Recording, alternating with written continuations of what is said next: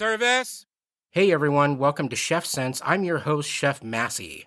All right, so in the studio today we have Alyssa VanDurme from the Berkshire Mobile Farmers Market, which is a part of the Berkshire Grown program itself. So thank you for being here. Thank you for having me. So I think as we kind of take a look at that program, it's amazing. And if you could give kind of maybe even going into yourself, if you feel like, about, how long have you been in the Berkshires and a part of the Berkshire Grown, and kind of go from there. Sure. I came to the Berkshires in 2018 to be a farmer. So wow. First and foremost, I consider myself to be a farmer. But before that, I worked in marketing and business and sales.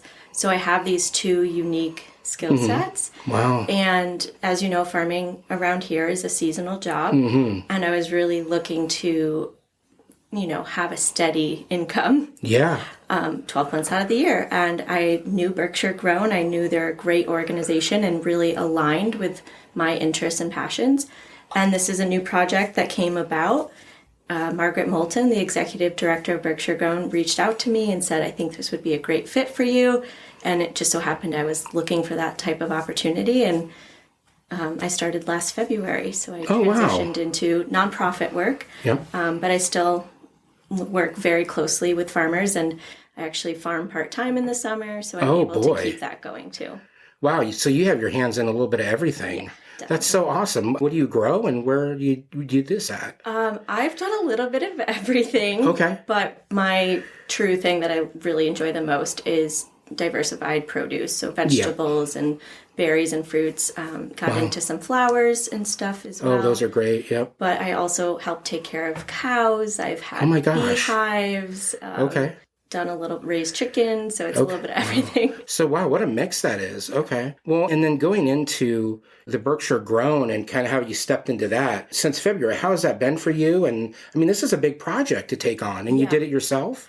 Well, it's a big team of us that took it on. So So it all came out of the pandemic. Obviously, when COVID hit, food security became a really critical issue, particularly for folks who are in low income or low access areas, which we do have several pockets here in Berkshire County. And so there was this need for increased food access, particularly in those areas.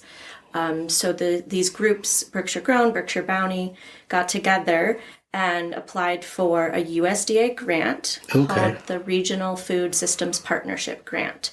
Wow. And it was kind of a long shot. They didn't really think they were going to get it, but they applied to start a mobile, it kind of looked like a mobile delivery service at first, but it's since evolved to a mobile farmers market.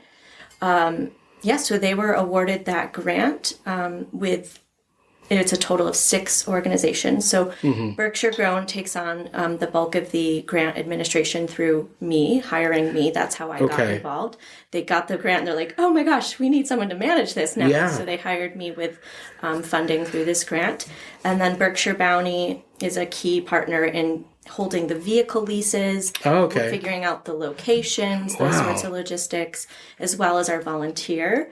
Berkshire United Way is a big group getting volunteers to work with us for the program. Community health programs is involved through their nutrition education and outreach to those communities. The Southern Rural Health Network is involved, also from a nutritional standpoint. Very awesome. The grant overseer, so the Berkshire Regional Planning Commission is that 6th organization. Okay. And they do all of the grant reporting and logistics because there's a lot involved. It's almost $1 million grant that we got. Oh, that's so great. Yeah. Okay. So that's how all those partnerships fit together. And the funding started October of 2022. It's a 3-year grant. So we just kind of got started in our 2nd year of funding for the program. Now, how does that work? As this goes, when you hit that marker, do you start planning to reapply again? Hopefully. Is that how that, and it overlaps, hopefully? Yeah. Given the significant cost to the administration, so our salaries, our cold storage site, and the vehicles that we're using, that's all coming from this grant. However, this grant doesn't cover the cost of the food. And it doesn't cover our marketing, much of our marketing and outreach. So we are still getting other funding sources through private donations and other grants. So it's a pretty significant investment to get this project rolling. Well, and so if we were to look at the foundation, starting this out in kind of your steps, like planning it, how kind of, I guess, a day in the life of what that is for you. What does that look like and how did that start? Yeah, I came on board, like I said, in February, and I dove headfirst into what is a mobile market. Right. What does this look like? And there are lots of mobile markets around the country. Okay. There's some in Boston, and I just did a little bit of traveling to go see those mobile markets. I attended a virtual conference by the Veggie Van Training Center. Oh. So they were formerly a mobile market and then transitioned their business model to become like the know-all resource for mobile markets. So I did participate in that, and we just identified the key areas where we knew needed the most outreach. Cool. And, you know, it's a lot of talking to food pantries, talking to our partners. We knew we didn't want to compete with any existing farmers markets or food pantries. We're really trying to reach the areas where there's not already services. And we realized that we had a lot to figure out. Sure. And so we put this target of fall 2023 on our calendar of like, we really want to test the waters with a pilot program. Yeah. So everything we worked on last year was just to get us to start a short-term pilot last fall, which is what we were able to do. Okay. So for an example, just my understanding, a farmer's market that you would see, you know, your vendors apply, they get in there, they set themselves up, they get their 10 by 10 and they do their deal, follow health code, all that. This sounds very different to me, right? So what is that about? Yeah, it is very different. We're calling it a farmer's market because it is 100% locally sourced food. But it really is just our vehicle with our few tents and tables. Wow. So we just go out to these sites that we've identified and we set up a mini market. Right. So it has everything that you would essentially find at a farmer's market food-wise, but it's just in a condensed setting. Sure. Okay. That's really awesome. On this side of it, you're really doing quite a bit of going, and are you going to the farms directly, picking product up, going to your cold storage, saying, I'm picking up on this date before the market goes, the mini market, then you get it there, then you pack it up and you go to the market set up? It depends. It's a lot of different logistics. Wow. Okay. So we worked with over 25 farmers and food producers. Oy, we were carrying seasonal produce because we started in September for this pilot. We had, you know, the farm season's dwindling at that point. So we had our apples, cabbages, potatoes, some greens, you know, that sort of seasonal food. Meat, we had beef, pork, and chicken, all sorts of varieties of cuts, maple syrup, honey, bread from Berkshire Mountain Bakery, cheese from Cricket Creek in Williamstown, honey, jam. We even got some peanut butter because, we're trying to reach like families and things like that. So if you can get a loaf of bread and peanut butter and jam and some apples for your kids' lunch, like people were really happy about that. Right. So like I said, it totally depends. Some farmers we did pick up from if they were en route to the market. Yeah. Part of what I tried to do is really focus on the like being very local. So when I went to North Adams, we tried to supply from North Adams farmers. When we went to Beckett, we got from a Gaetano's farm right next door to Beckett Town Hall. So that worked well for certain people. Other people brought it to me at market. Oh, okay. We had, some farmers from Eastern New York delivered to us in Pittsfield, so they just brought it right to the market. Which is awesome. Wow. And then if it worked better, say if your harvest day was a Monday and our market was Tuesday, they would just deliver it to us Monday night at our cooler, and it would be there ready and waiting for me the following day. Yeah. Oh my gosh. So so you have that's a lot. You have a centralized holding, cold storage or dry area. And how is that strategically for you? I mean, you're basically loading that vehicle and then others are going to meet you there. So it's like herding cats, right? I mean, is it totally. Yeah. So I'm very grateful we had such a robust team of volunteers. So cool. But, we had a solar-powered electric vehicle that we leased through a partner organization called Roots Rising. Okay, yeah. So we had a great vehicle. It was charged in Great Barrington, so I'd go pick it up from that charging site. I'd bring it over to our cooler site. I would load it up with our tents, tables, food, signage, whatever. I'd drive to our market sites. And then luckily there was a great group of people there to help me unload, set it all up, run the market. They restocked, they greeted our customers, they cashed people out. It was, from that side of things, a lot less on my end.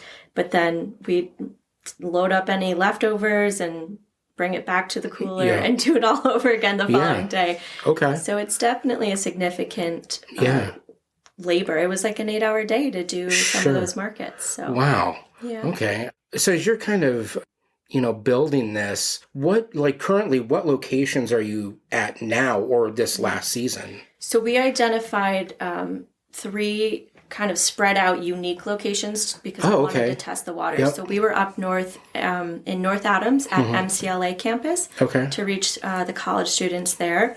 And then we were in Pittsfield on the west side at 18 Degrees Family Services, which is near BCC, but also kind of near some elementary schools and housing complexes, and out at Beckett Town Hall. Okay. And those 3 organizations did strongly advocate for themselves to be part of this pilot program. Oh, okay. Because lots of places kind of fall into our demographic that we're trying to reach, but given what I just told you about the schedule and how long it is and the logistics, we could only start with 3. Okay. So those were the 3 we piloted, and all were very successful, very well received. We hope to go back to most of them next spring when we start back up.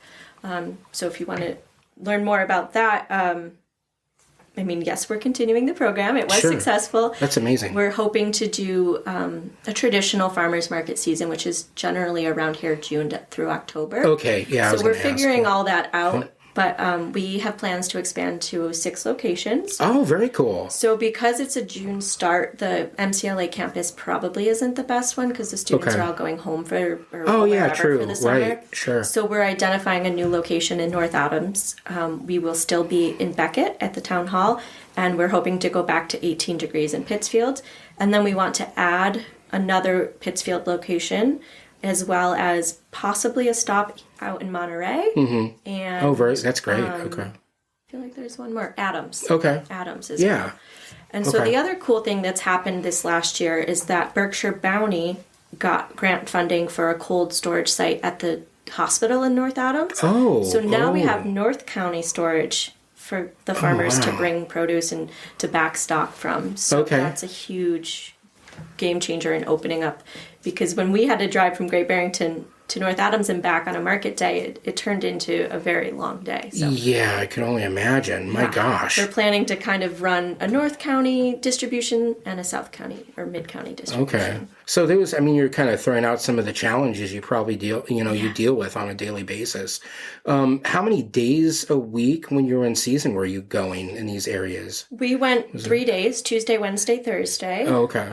And I think because we're operating 2 separate units, we'll be able to stick with a 3 to 4 day market week. Okay. And as I mentioned before, we don't want to compete with the other markets happening. So North Adams has a Saturday farmers market, so we're looking at maybe going earlier in the week so that it balances that out. Okay. Same thing with Pittsfield. They have a Saturday market, so we want to aim for midweek just to give people who can't get there on the weekends or whatever a chance to get to a different farmer's market. Okay, that's very cool. I don't know, I guess as I'm kind of looking, we talked about those companies, those supporters that are involved. That's just wonderful, which is a huge situation.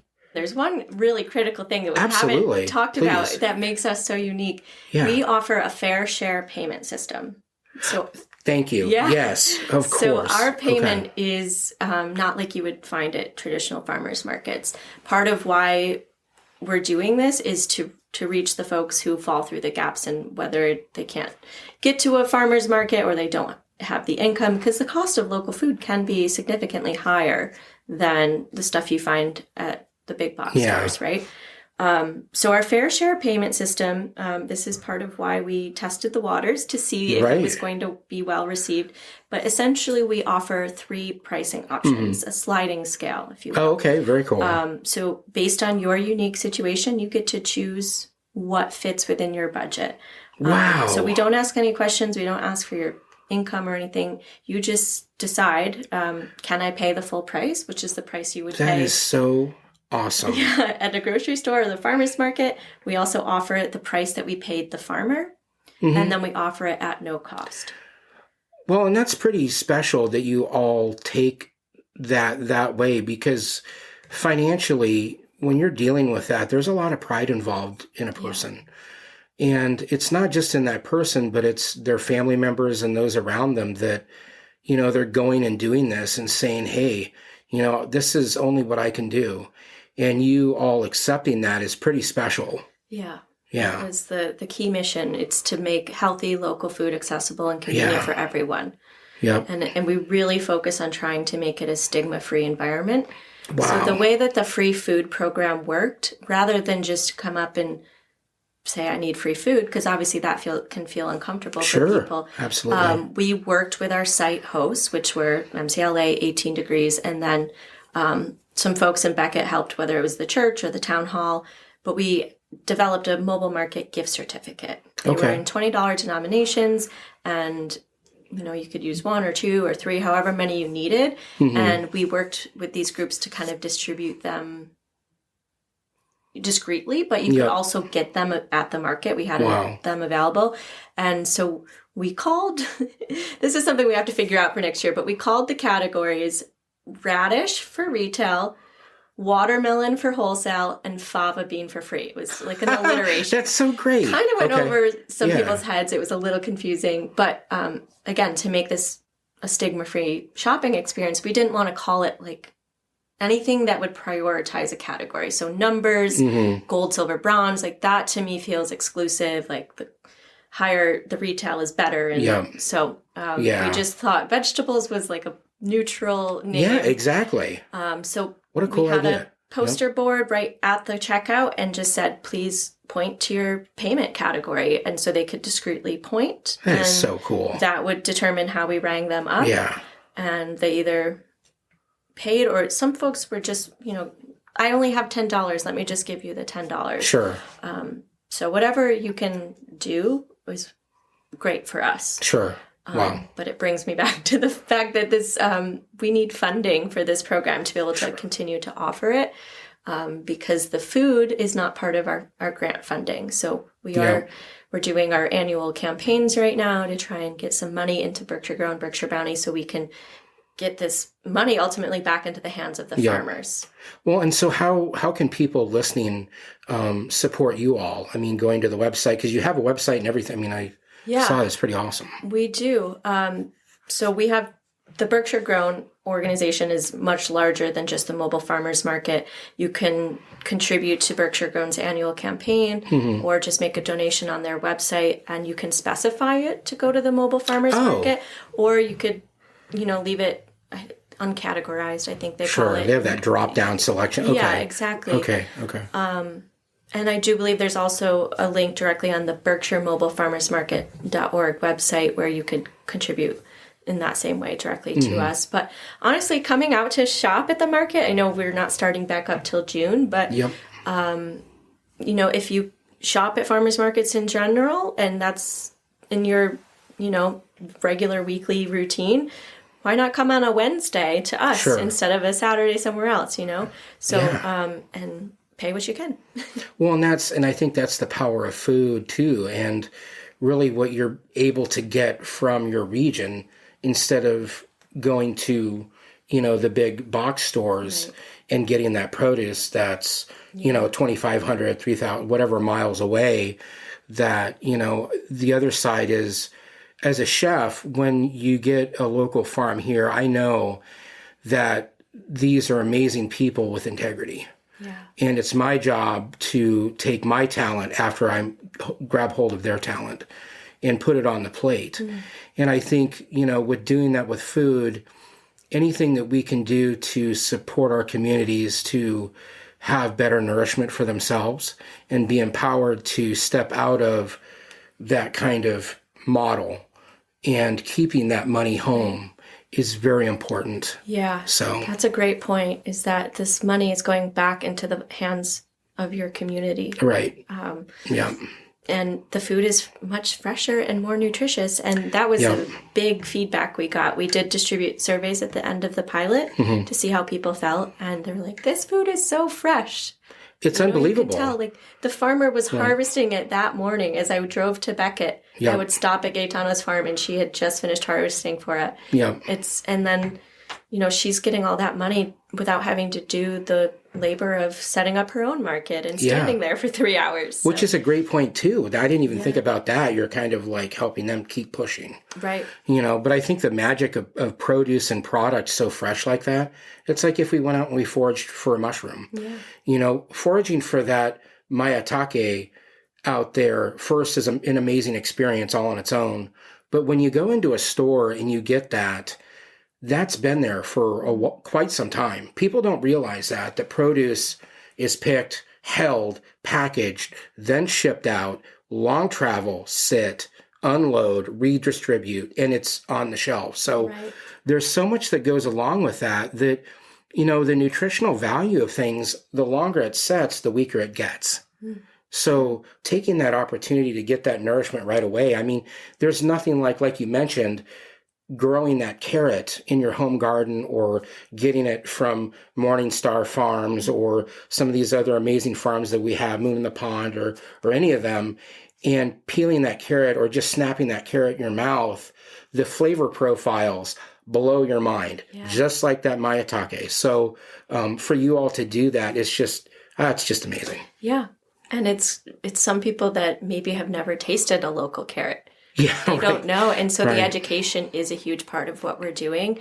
They see this unique squash that it's not traditionally found in a grocery store. Sure. Like, what do I do with this squash? So we get to tell them, oh, well, this one you can actually eat the skin, and it's, best roasted or best in soup and that sort of. Sure, kabocha. I mean, or like a spaghetti squash or anything like that. They're like, oh, wow, it looks like noodles. So, it's very interesting. And that's a lot of fun. So it is. Very cool. Yeah, especially when they bring their kids.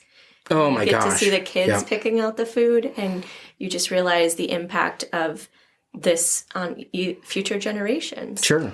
And one other important thing that feels important to say is that we were able to work with a woman named Maria Encolada out of Pittsfield, who is really taking on the refugee communities that are coming into Berkshire County. Okay. And she was able to, she's a Spanish translator, so she was able to approach and bring in Spanish-speaking shoppers that maybe wouldn't have otherwise known about us or known how to utilize our service. So we were able to serve some people who just moved here and had nothing, and that felt really amazing. Well, I mean, that I couldn't even imagine stepping in those shoes and what that must feel like, but to have a resource like that, it's, again, very powerful because that's a huge resource. Very powerful. Amazing. Yeah. So, okay. Well, is there anything else that you think you may want to? Well, I just want to share, some statistics. Oh, that would be amazing. Yeah. We operated 20 markets last fall over the 3 locations. We served over 1,300 people, so that's over 50 per market. Wow. And we moved over $31,000 in local food. Oh, very cool. Weeks. Okay. And over 70% of that was given away for free. Okay. So that's a huge amount of food it going really on is. people's plates and money going back to the farmers. We worked with over 25 local producers, and we hope to bring on many more. So if anyone's listening and they want to sell their products through the mobile market, please reach out. If you're a shopper and you want to take advantage of our free food system, please find us online. And the other critical piece is that we applied for our federal license to accept SNAP and HIP, which is a big part of our mission, is to be able to reach those shoppers as well. It was a complete nightmare. Oh, no. They made us jump through many hoops to figure this out because mobile markets are very different from a physical market. And so it makes it a lot more complicated. But we finally received that authorization, and so now we can accept SNAP and HIP. So that's a great piece of information for that's huge. shoppers. Yeah. Okay. Well, very cool. Yeah. Wow, that was a lot of information and a lot of knowledge I gained. So a pretty special operation. I always knew that you all were at Berkshire Grown, but I think whether we're doing Berkshire Grown or we're chefs or we're artists in what we do, it's always how do we evolve? Right. Amazing people find a way to always make a difference. Yeah. So, thank you for, the episode today, or thank you for coming into the studio and all of your time on sharing all of this. And everyone out there, please take advantage of this opportunity to support them. Thank you, Alyssa. Thanks for having me. It's great to share this mission with everyone, and your support, everyone's support, really is going to allow this to keep growing. So thank you for this opportunity. Yep, absolutely. Let's keep the dream alive. Yeah. All right. Thank you, everyone. Thanks, Alyssa. And Jackson, you're going to LA. Going to LA, yes. I'm playing on January 26th at the Mint in LA. It's going to be a great time. All right. All those LA folks out there that are listening, get out there. See the Magic Man. Yeah. You're going to have tons of memories. And make sure to subscribe to Chef Sense. And yeah. Definitely. Appreciate all right. Shout out. Thank you. Take care. Yeah. All right, everyone. That is a wrap. You can check us out if you like that. Subscribe. Also, the Instagram, Chef Massey. Let's keep it simple. ChefMassey.com. Have a good one. Bye for now.